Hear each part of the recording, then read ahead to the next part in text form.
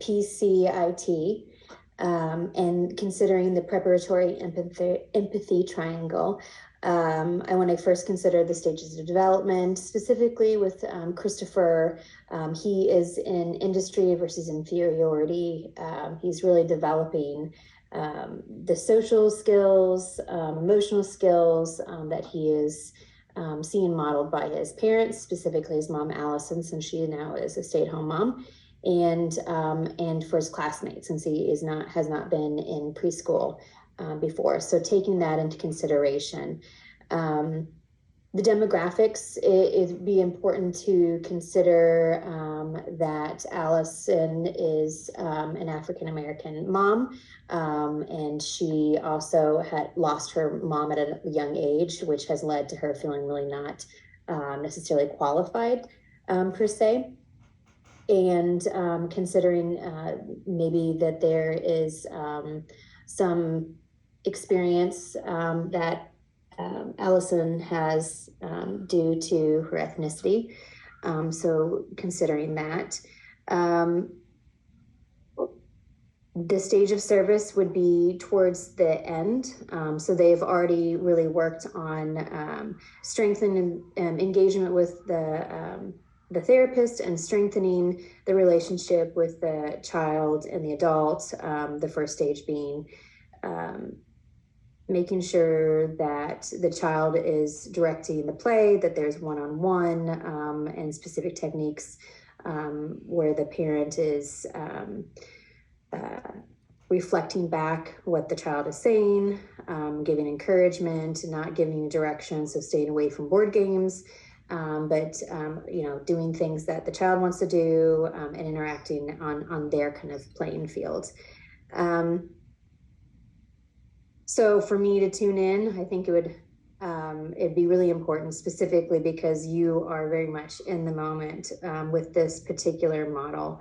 You need to be very aware of what's going on between the child and the parent, and being able to comment and in a way model what you want the parent to be showing the child. So doing the positive reinforcement, encouraging, noting the behavior that you see that the parent is doing correctly, and then giving almost commands, as you have asked the parent to do with the child, being very clear, and you need to be saying this as opposed to that. And in this particular example, with Stephanie as the therapist, giving, saying, don't ask the child to do something, be clear and give commands, or telling them and giving them reasons why, to help them understand.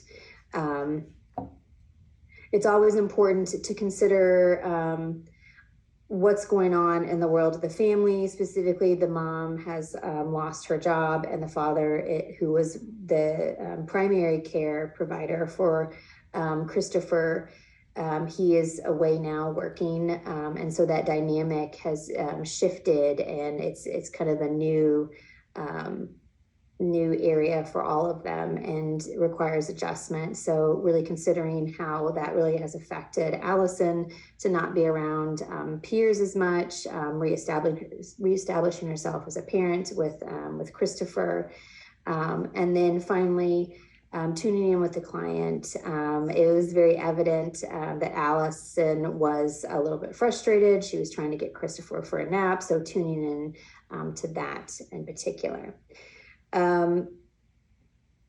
I think so for the next step, if I was approaching at the end of the discussion between Stephanie and Allison, if I was in Stephanie's spot, I would say something like, Allison, great job for remaining calm and practicing the skills of giving Christopher the commands.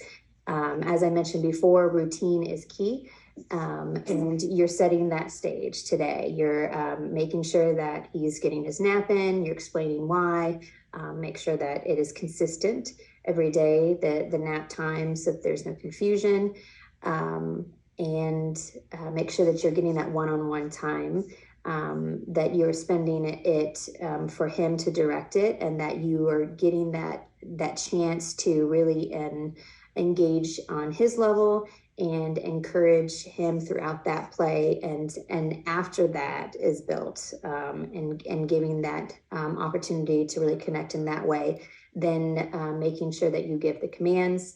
And as you practiced today, which you did an excellent job giving commands, as opposed to asking, making sure that Christopher recognizes why you're asking him to do things, and that you are the parent. So that's what I would say.